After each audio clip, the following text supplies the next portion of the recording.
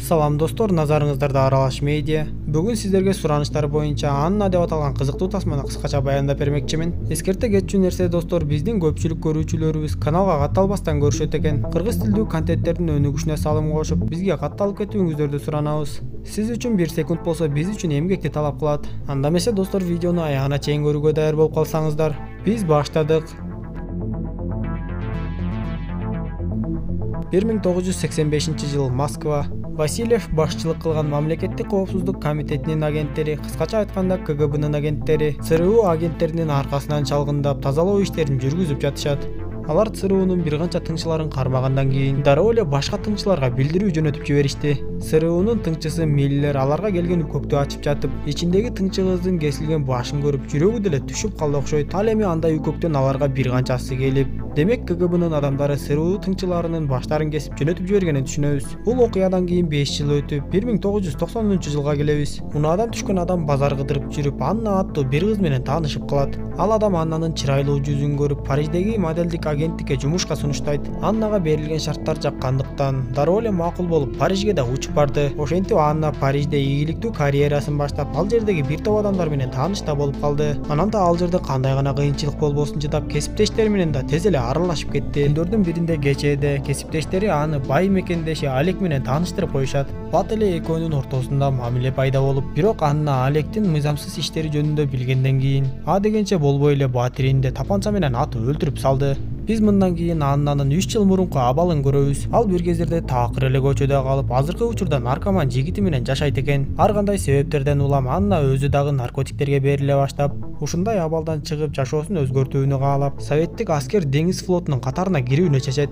Ал ноутбугун ачып, советтик аскер деңиз флотунун веб-сайтына кирип, бала кезинде Омскидеги аскердик окуу жайда окуганын айтып, стандарттуу форманы толтура баштайт. Бирок анын жигити Петр биз жакында байыйбыз жана жакшы жашоодо жашайбыз деп убада кыла берет. Күндөрдүн биринде Петр достору менен бир адамды ууртокмокко алып, анын электрондук капчыгынан банкомат аркылуу акча чыгарып берүүсүн талап кылышат. Бирок кайдан жайдан пайда болгон полиция унасы аларды байкап калганда, Петрдин досу полицияларды тапанча менен аткылап жиберип, бирок өзүнө ок тийип калгандан кийин Петр унааны айдап качат. Бир топ аралыкка качып барышып, Петрдин экинчи досу кайрадан полиция унааларын аткылап, полициялар кырсыкка учурагандан кийин Петр дагы унаасы менен ала салып кетти. Андан соң Анна Петрди ээрчитип үйүнө качып кеткенге жетишип калышты. Ал үйүнө алысырап келип, үйдүн ичинде аны кимдир бирөө үгүтүп отурганын көрөт. Ал адам арттан кирип келген Петрди дароо эле тапанчасы менен аткылап өлтүрүп салгандан кийин Аннага сөз баштап, өзүн Алекс деп тааныштырып, Анна жөнүндө баардыгын билерин айтып, өзүнүн КГБдан экенин билдирип жана Аннанын мекенине кызмат кылуусун сунуштайт.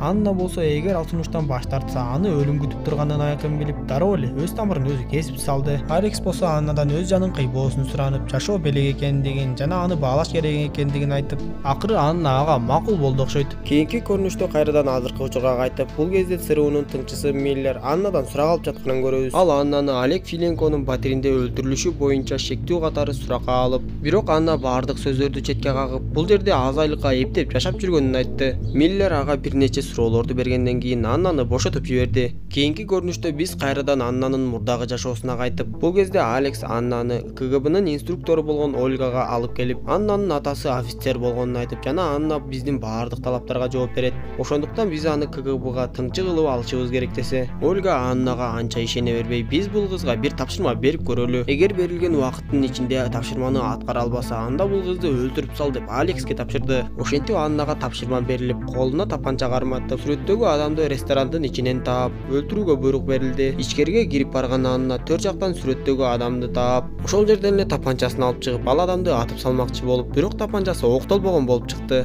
Дароо эле Аннага кароолчулар жабылып, Анна болсо өзүнүн мыктылыгын көрсөтүп, баардыгын ары бери чача баштады. Акыры баардыгын жайлап, жанагы сүрөттөгү адам менен кармашып, аны да өлтүрүп тынды.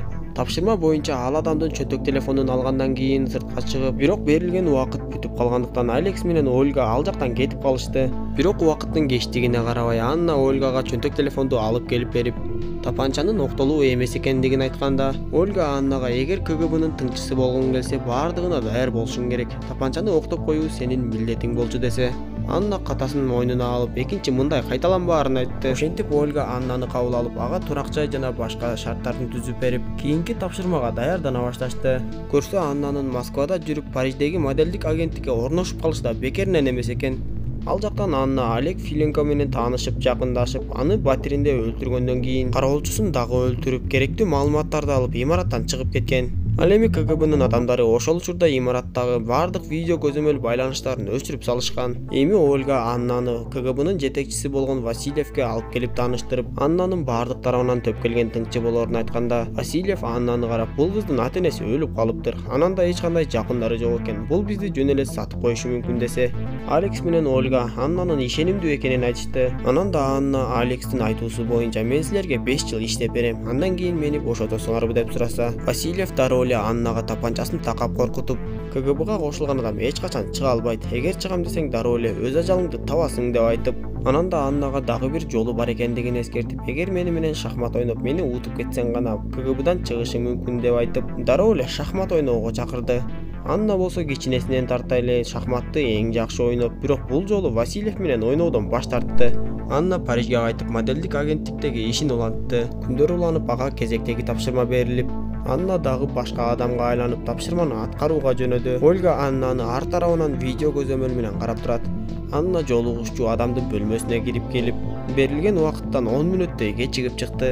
Ал Ольгага керектүү маалыматтарды алып келип берип, Ольга Аннага сен ал адамдын бармак издерин дагы алып келишиң керек эле. Ошол үчүн барып анын сөймөйүн кесип кел деп айтса, Анна кайрадан бөлмөгө кайтып барып, өлтүргөн адамынын сөймөйүн кесип келди. Анна Ольгага бул иштен тажап чыдабай бара жатканын айтканда, Ольга ага бир аптага эс алуу берди. Анын эс алуусу бат эле аяктап, Ольга ага кайра эле чекесинен тапшырмаларды бере баштады. Анна берилген тапшырмаларды биринин артынан бирин кынтыксыз аткарып, убакыттын өтүшү менен Москвага кайтып, Васильевке жолугууга барышты. Ошол жактан Анна Васильев менен шахмат ойноп, акыры аны утуп алган соң даярдап койгон тапанчасын алып чыгып, дароо эле Васильевди башка атып өлтүрүп салды. Кийинки көрүнүштө биз убакыттан артка кайтып, Анна мурунку тапшырмасын аткарып жаткан учурга келебиз. Көрсө Анна бөлмөдөгү адамды өлтүрүүгө келгенде, аны сырыуунун тыңчысы Миллер колго түшүрүп алыптыр. Ушул убакка чейин Миллер Аннанын артынан аңдып жүргөндүктөн анын кылмышкер экендигин аныктап, дал ушул жерден кармап алууну чечиптир. Убакытты көп создуктурбай Миллер Аннага, эгер мен бул ишти ачыкка чыгарсам, сен камалып, соттолуп кетесиң. Менде бир башка сунуш бар. Эгер сен КГБнын ичинде иштеген бойдон мага да маалыматтарды жеткирип, менин да тыңчым болуп мага иштесең, 3 жылдан кийин мен сени Гавайи аралдарына жашырып, эркиндик жана коопсуздук тартуулайм деп айтса, анын сунушун уккан Анна бир азга ойлонуп макул болуп, керектүү документтерди алып билмексен болуп бөлмөдөн чыгып кетти. Ал Ольгага документтерди жеткирип барганда, Ольга андан бармак издерин талап кылып, айласы кеткен Анна артка бөлмөгө кайтып барып, жанагы өлтүрө турган адамынын сөймөйүн кесүүгө мажбур болду. Мне нужен его сраный палец! Бул ишти ушундайча бүтүрүшүп, эми сырыуунун тыңчысы Миллер Аннадан тынбай кабар ала баштады. Миллер Аннага мындан бир нече жылдар мурун КГБнын жетекчиси Васильев сырыуу тыңчыларынын бир канчасын бир күндө жок кылганын айтып, эгер сен Васильевди жок кылсаң, биздин адамдар сени дароо эле эркиндикке чыгарып, жана коопсуздугуңду карап беребиз деп жатышат десе, мындай жаман иштерге аралашып калып, эркиндикти көксөп жүргөн Анна дароо эле анын сунушуна макул болду. Ошентип Анна атайын даярданып, Васильев менен шахмат ойноого барып, аны өлтүргөндөн кийин Алекске уктатуучу дарыны сайып, имараттан чыгып жөнөдү. Ал эми имараттын сыртында Миллер аны унаа менен күтүп жаткан эле. Бирок Алекс дарынын күчүнө карабай белги берүүчү коопсуздук баскычын басып салды. Эми Аннага имараттан чыгууга кыйындык жаралып, бир канча сакчыларга каршы турууга туура келди. Акыры имарат толугу менен курчалып, Миллер ал жерден кетүүгө аргасыз болду. Арадан күндөр өтүп, Миллер Аннаны өлтүргө деп ойлоп жатканда, ага Аннадан билдирүү келди. Ал чакырылган аймакка келгенде, ал жерде Алекстин да отурганын көрөбүз. Ал эми ЦРУнун жана КГБнын адамдары да ошол аймакты аңдып отурушат. Бир аздан соң ал жерге жай баракат Анна басып келип, Миллер менен Алекстин жанына отурду. Көрсө Анна Алексти да Миллерди да бир учурда чакырып, өзүнүн карьерасын аяктап жатканын айтып, эки тараптан тең көчүрүлүп, уурдалып алган маалыматтарын өздөрүнө кайтарып берди. Анна эки тараптан тең эркиндик берүүсүн суранып, алардын макулдугун алгандан кийин жөнөп кетти. Аны көргөн Ольга Аннаны жөн кетирбей, анын аркасынан чыгып, КГБны саткандыгың үчүн деп кыйкырып, аны аткылап өлтүрүп салды. Тапанчанын атылган добушун укканда эки тараптын тең тыңчылары бири-бирине тапанчаларын кезеп, бир заматта эки тараптын адамдары чогулуп, бир аз тирешүүдөн кийин экөө тең эки тарапка чегинип кетишти. Кийинки көрүнүштө дагы бир аз убакыт артка жылып, Ольга менен Аннанын сүйлөшүүсүн көрөбүз. Көрсө Ольга эч ак эле Аннанын тапшырманы аткарбагандыгын, анын америкалыктар менен байланыш түзгөндүгүн колунда салынган кишендин издеринен билип калган экен. Анда Анна айласыздан Ольгага ЦРУ тыңчылары Васильевди өлтүрткөнү жатышат десе, Ольга Аннага Васильевди өлтүрүү үчүн шарт түзүп берерин айтып, эгер сен аны өлтүрсөң, анын ордуна мен КГБнын жетекчисине айланам жана сени КГБдан биротоло чыгарып эркиндик тартуулайм деп айтты. Көрсө Анна имаратта курчоодо калганда, Ольганын планы боюнча анын унаасы менен качып кеткенге жетишиптир. План боюнча Анна бронжилет кийип алгандыктан ага эч кандай зыян жетпей, анын жаткан жерине башка адам жатып калды.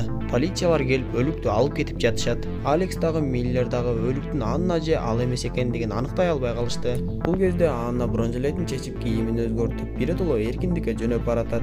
Ал эми КГБнын жетекчиси болуп дайындалып калган Ольга компьютеринен Аннанын жаздырган видеосун көрдү.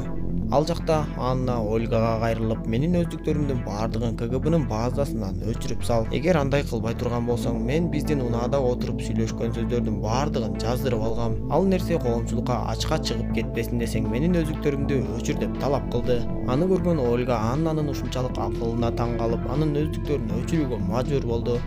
Тасма ушундайча соңуна чыкты достор. Видео жаккан болсо мага жакты белгисин басып, досторуңуз менен бөлүшүп койгонду унутпаңыз. Кийинки видеодон көрүшкөнчө саламатта болуңуздар.